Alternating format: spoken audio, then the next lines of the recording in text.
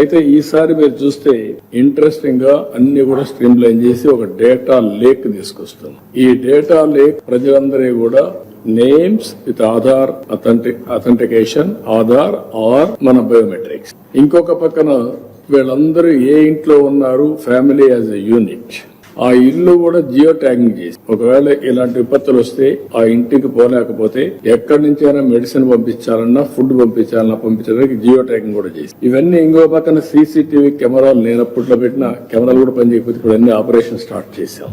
ఇంకో పక్క drone corporation అప్పుడు పెడితే దాన్ని కూడా డిఫండ్ చేస్తే మళ్ళీ రివైవ్ చేసా ఇప్పుడు డ్రోన్ సిటీనే పెట్టబోతున్నాం. ఇవన్నీ ఎఫెక్టివ్ గా ఇప్పుడే సెటిలైట్ ఇమేజరీ తీసుకుని దాని ఆధారంగా ఎన్యూమరేషన్ గానీ అంటే టెక్నాలజీ అన్ని టెక్నాలజీలు ఉపయోగించుకునే పరిస్థితికి వచ్చాం. ఇక్కడికి వచ్చినప్పుడు లాస్ట్ డిపార్ట్మెంట్ GSWS ఉంది, గ్రామ సచివాలయం, వార్డు సచివాలయం, వాళ్ళని కూడా యాక్టివేట్ చేశాం. అంటే ఎక్కడ కూడా state, district, constituency, mandal, then panchayat, గ్రామ సచివాలయం వీళ్ళందరినీ ఇచ్చేసి ఇన్ఫర్మేషన్ సిస్టమ్ అంతా తెప్పించి IMD ఇచ్చే ఇన్ఫర్మేషన్ మీకు ఏది చూపించారు, ఎట్లా మూవ్ అవుతుంది సైక్లోన్. ఈసారి ఈ సైక్లోన్ అయితే చాలా సమస్యలు క్రియేట్ చేసి దాగుడు మూతలు కూడా ఆడింది. ఇది ప్రారంభమైనప్పటి నుంచి కాకినాడ దగ్గర క్రాస్ అవుతుందని ఒక అసెస్మెంట్.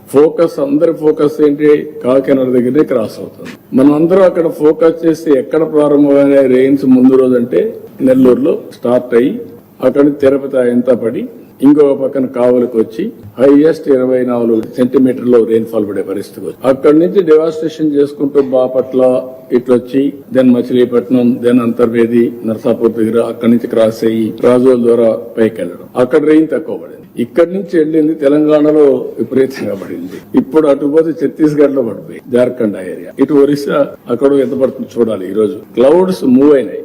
ఇవన్నీ కూడా అనలైజ్ చేసి ఎంత వరకు జరుగుతుందో ఎస్టిమేట్ చేసుకుంటూ వచ్చాం. లాస్ట్ లో మీరు చూస్తే మేము ఎస్టిమేట్ చేసినప్పుడు ఎన్ని గ్రామాలు దెబ్బతిన్నాయి అనేది కూడా మీకు ఒక పద్ధతి ప్రకారం మారుతా ఉంటే మేము కూడా స్ట్రాటజీ మార్చుకుంటా వచ్చాం. అంటే దాన్ని డేటా మీద పెట్టి ఎన్ని గ్రామాలు సఫర్ అవుతాయి అవన్నీ కూడా చేసుకుంటూ వచ్చాం. అల్టిమేట్ గా ఆ గ్రామాల్లో మేము పెట్టిన గ్రామాల్లో పర్ఫెక్ట్ గా చేస్తే అది మారి అక్కడ రెయిన్ పడలేదు, వేరేది ఇక్కడ రెయిన్ పడే పరిస్థితికి వచ్చింది. ఈ రెయిన్ వల్ల ఈ ఎక్కడికక్కడ ఫ్లడ్స్ వచ్చి చెరువులన్నీ ఫుల్ కావడం అన్ని వచ్చేసాయి.